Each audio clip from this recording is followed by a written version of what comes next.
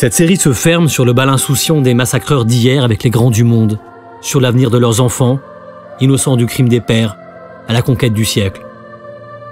Tirons le rideau du temps sur des fêtards piétinant une gigantesque tombe. Non seulement les tueurs de la Saint-Barthélemy, meurtriers assumés, n'ont été ni jugés ni poursuivis, non seulement ils ont joui d'une totale amnistie, mais ils ont 20 ans durant été soutenus, choyés, accompagnés, gratifiés par les derniers Valois et leurs interchangeables représentants. Une chose est de savoir si quelqu'un a ordonné au sommet les massacres. Je ne prétends pas ici trancher la question. Une autre est de constater que les massacreurs ont bénéficié leur vie entière du soutien de la couronne, de Catherine de Médicis, d'Henri III, qu'ils ont profité des ressources symboliques, politiques, militaires et économiques de la monarchie. Qu'on entende bien, je ne parle pas de négligence, de petits arrangements ou de coupables indulgences, mais de gratification. 15 ans après le massacre, tout est oublié.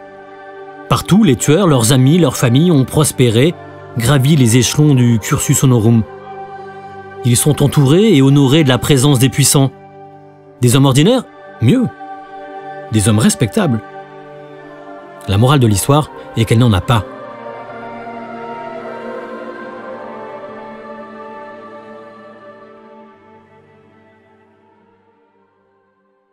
Je suis Jérémy Foa et vous écoutez Les Voix de la Saint-Barthélemy, un podcast du musée protestant et Regard protestant. Épisode 8, sans chagrin ni pitié. Pour les assassins comme pour leurs victimes, il faut citer les noms. De ces morts lancés dans la Seine, perdus dans le Rhône, de ces Troyens disparus un petit matin de septembre 1572, jetés pêle-mêle derrière la chapelle dans une grande fosse. Mais comment agripper celles et ceux dont personne n'a parlé, dont nul n'a, plume à la main, regretté ni même remarqué l'absence? Ils sont la masse, l'imprononçable nombre du massacre.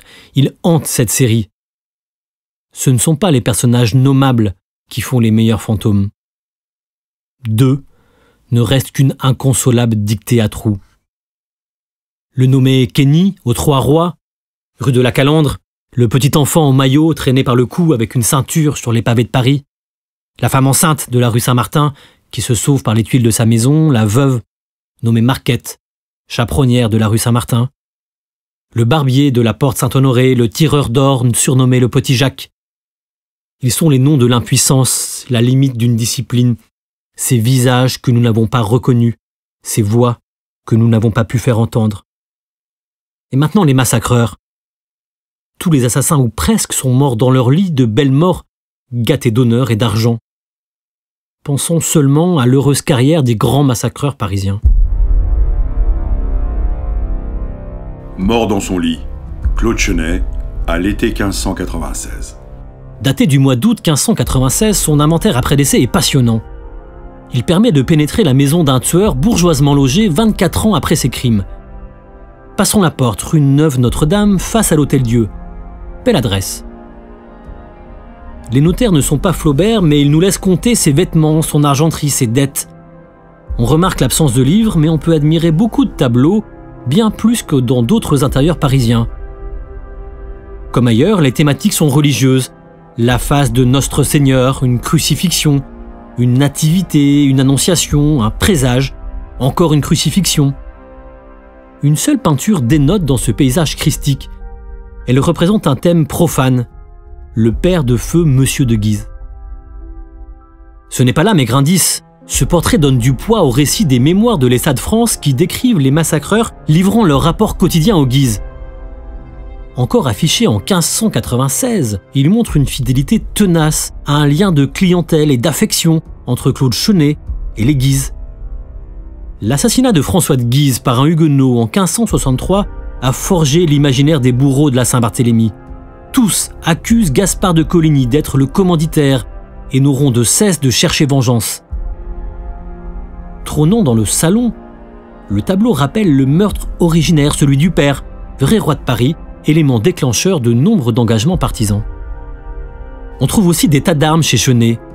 15 ans après la Saint-Barthélemy, l'homme s'est fait naturellement ligueur. La militarisation de l'espace domestique, la pénétration des armes au cœur de la capitale montrent ce qui se joue entre le roi et les catholiques zélés de Paris. La résurgence de l'idéal médiéval d'une autodéfense et d'une auto-organisation urbaine. Très vite après le massacre, Chenet s'est hissé dans la clientèle du duc d'Alençon. Sa carrière dit ce que disent celles de tous les autres tueurs. Loin d'être couverts d'opprobre, mis au placard et condamnés à l'invisibilité sociale, les anciens massacreurs sont des piliers de clientèle royale. Quand le duc d'Alençon le gratifie du titre de valet de garde-robe, tous connaissent son rôle dans les tueries de 1572. Et le frère du roi est au fait de son influence à la cour. À sa mort en 1596, Pierre de l'Étoile, vigie mémorielle du Paris massacré, le dénonce avec quelques autres comme compagnons d'armes et massacres même de la Saint-Barthélemy, de laquelle ils étaient les principaux bourreaux. Mort dans son lit, Nicolas Pezou. À l'heure de faire les comptes et de décortiquer les liens noués par la couronne avec les tueurs, la carrière de Nicolas Pezou est la plus accablante. On peut lire dans le Réveil matin des François le récit d'une entrevue au Louvre le 5 septembre 1572 entre le roi Charles IX et Pezou, au cours de laquelle ce dernier se serait vanté de ses exactions auprès d'un roi tout ouïe. Ce rendez-vous est-il imaginaire? Pièce à conviction forgée par les Huguenots à verser au dossier du procès à charge contre la couronne? Peut-être. Ce qui est certain, c'est qu'en janvier 1573, Pezou, alors trésorier payeur de la garde française du roi, bénéficie d'une exceptionnelle gratification de la part du souverain qui le fait prévôt général de Languedoc. 4 mois après le massacre, personne n'ignore son pédigré. Le prévôt des maréchaux ou prévôt général de Languedoc a la charge de réprimer les crimes et délits dans les campagnes. S'il a compétence juridictionnelle, il n'est pas un juge, mais un soldat. Avec ses archers, il doit patrouiller dans sa vice-sénéchaussée, faire régner l'ordre, se saisir des malfaiteurs. Pezou tient ce rôle jusqu'en 1588, date probable de sa mort. À ce poste clé, il peut poursuivre sa croisade contre les Huguenots dans une région où ils sont pléthores. Son action demeure mal connue, mais nul doute qu'une enquête approfondie mettrait au jour la cohérence de l'œuvre. Ses nombreux passages à la capitale prouvent que Pezou n'a pas été limogé, mais bien promu en Languedoc. Il est fait messager de Danville auprès du roi, ce qui montre qu'il joue aussi bien de la confiance du gouverneur que de celle du monarque. Henri d'Anjou, devenu Henri III, est alors au centre des réseaux de protection qui garantissent l'impunité des tueurs.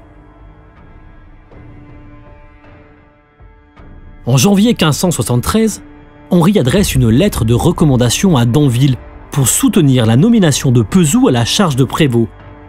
Elle vaut d'être citée tant elle incrimine les liens entre la couronne et les tueurs.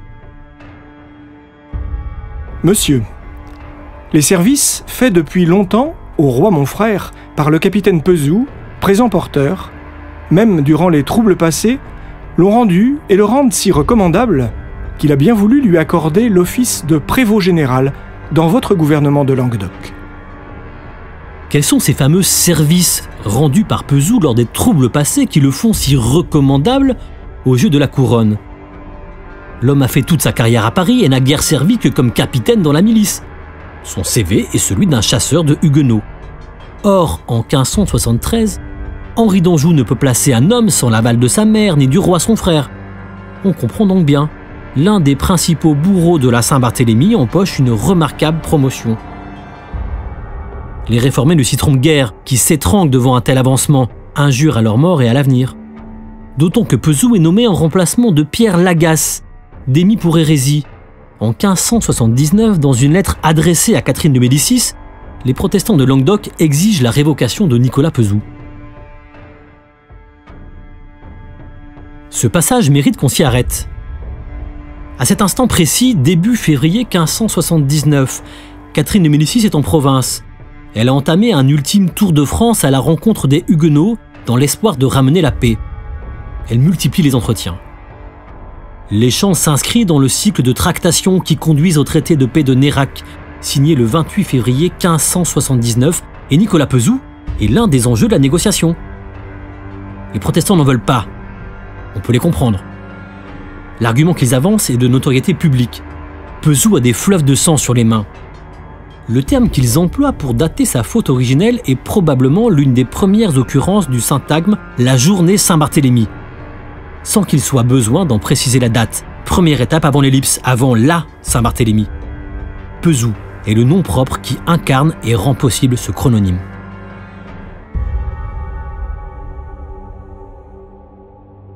Malgré leurs plaintes, les réformés ne sont pas entendus. Confiance est renouvelée à Pesou une première fois en 1577 et de Rechef en 1585 quand son pouvoir est encore accru. C'est dire combien Henri III tient à son homme contre une disgrâce qui pourrait faciliter la paix. En 1580, dans une fameuse déclaration sur les raisons de sa prise d'armes, Henri de Navarre, à la tête de l'armée protestante, liste une série d'injustices commises à l'encontre d'officiers huguenots et s'arrête sur le cas de Pierre Lagasse qui, malgré ses protestations réitérées, n'a jamais pu obtenir sa réintégration à cause qu'il est de la religion et en son lieu pourvu Pesou, l'un des plus grands massacreurs. En 1582, à nouveau, Navarre se plaint au roi qu'on renvoie toutes les affaires impliquant des protestants à Pesou, nonobstant qu'on ait promis de le révoquer. Pesou est un casus belli et pourtant sans jamais faiblir, sans jamais trahir durant 15 années. La couronne le maintient contre vents et marées. À sa mort, un peu avant 1590, ce marchand de vin des petites rues de Paris est au fait de sa puissance. On l'appelle désormais Sieur des Marquets. Même longévité du crime pour Thomas Croisier. En 1586, avec le sergent Denis Dujardin et d'autres complices, il participe à une expédition meurtrière contre un certain Claude Le Mercier, fils d'une victime de la Saint-Barthélemy. Le Mercier s'est pourtant converti au lendemain du massacre, mais Croisier a la mémoire dure. Éternel, ancien combattant de l'Éternel, c'est par un gros plan sur son visage qu'il faut fermer cette série, comme nous l'avons ouverte. Pour cette nécrologie, lisons l'inventaire après décès de sa femme, Gabrielle Doulier, morte en 1583 au domicile du couple, rue Saint-Germain-l'Auxerrois. Une adresse enviée, beaucoup de biens. À la fin, comme de coutume, le notaire liste les dettes et titres de propriété de la défunte. La grande maison de la rue Saint-Germain y figure. Elle a été acquise en décembre 1572 pour 2800 livres tournois. D'habitude, ces détails ne m'intéressent guère, mais quand on travaille sur la Saint-Barthélemy depuis longtemps, dans une longue suite de caractères, la graphie 1572 saute aux yeux. Elle est un commutateur de concentration, faisant basculer d'un balayage en mode mineur à une lecture attentive.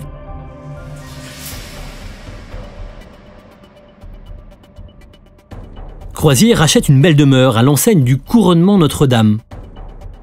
Par métier, on avait commencé par lister les tableaux, identifier leurs thèmes et tenter de trouver un sens à leur exhibition. Chez Croisier, les peintures sont nombreuses, représentant une nativité, une image Notre-Dame, un crucifix, une Vierge Marie, un Saint-Jean et d'autres histoires. Mais ces trophées, ostensiblement accrochés au mur, ne doivent pas cacher l'essentiel. Le musée qui les accueille. Croisier habite ses spoliations.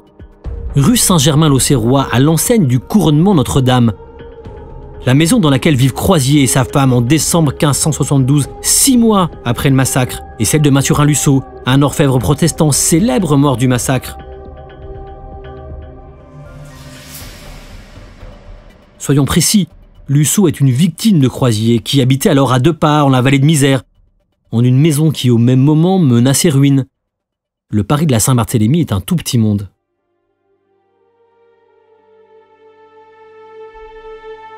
Le tireur d'or s'installe donc chez son prestigieux confrère assassiné.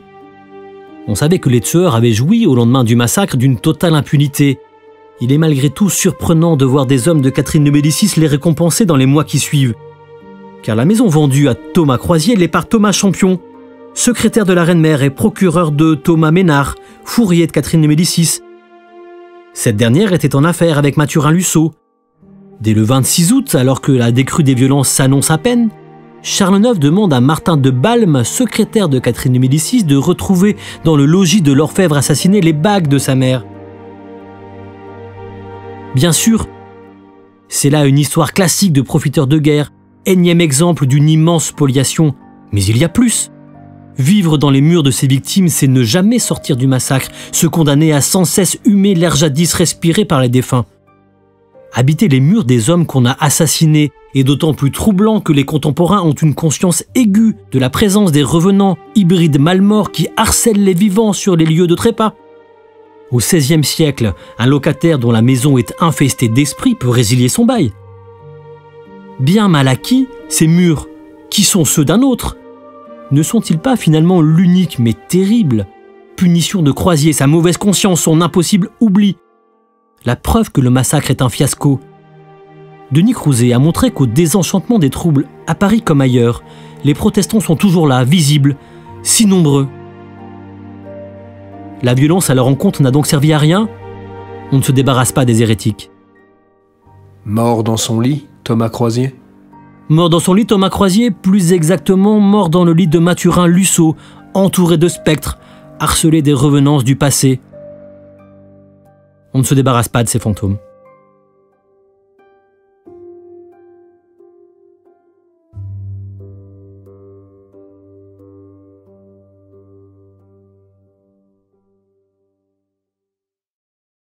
Vous venez d'écouter Les Voix de la Saint-Barthélemy, un podcast du Musée protestant et Regard protestant.